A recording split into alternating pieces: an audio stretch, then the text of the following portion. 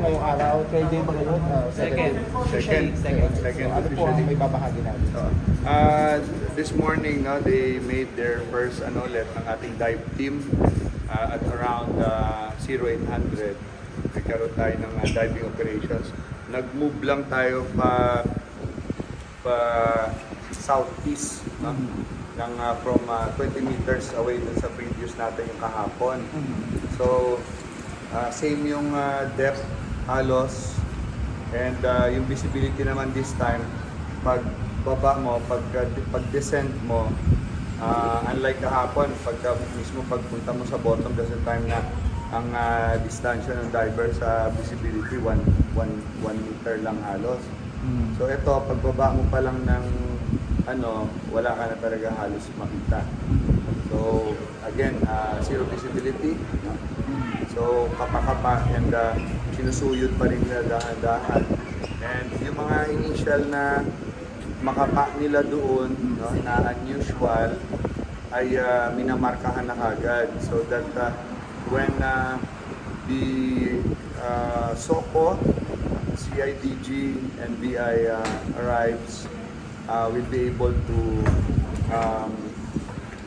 pick it up carefully from the bottom para ma-witness yung pagkuha. Kasi may mga, of course, there are technicalities and safety considerations sa pagre-recover ng any items dun sa ilalim. So, bakit po zero visibility? Yun po nagpapahirap kayo sa paghahanap? Yes, and may underwater current din yan, no? Yung area na yun. Ang Talig ay very challenging na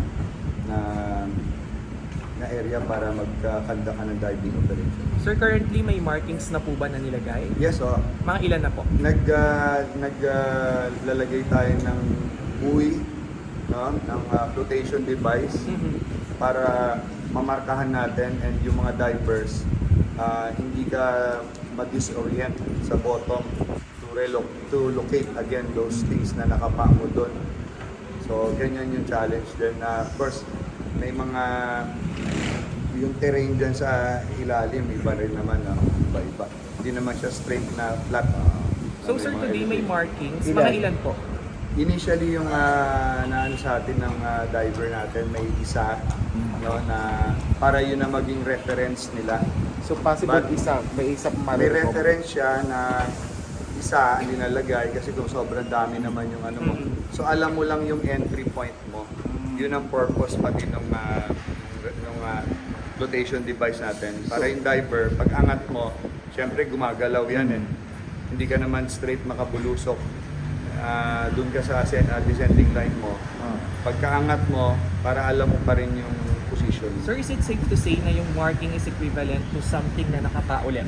Yes. Okay. Yes, it's safe. May isa.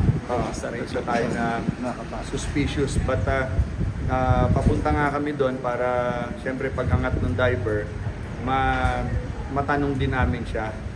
Iba yung messages that tinatransmit dito, and yung actual na makausap mo na yung ating diver. So wala palang nakikita, kapa-kapa lang. Kapa lang.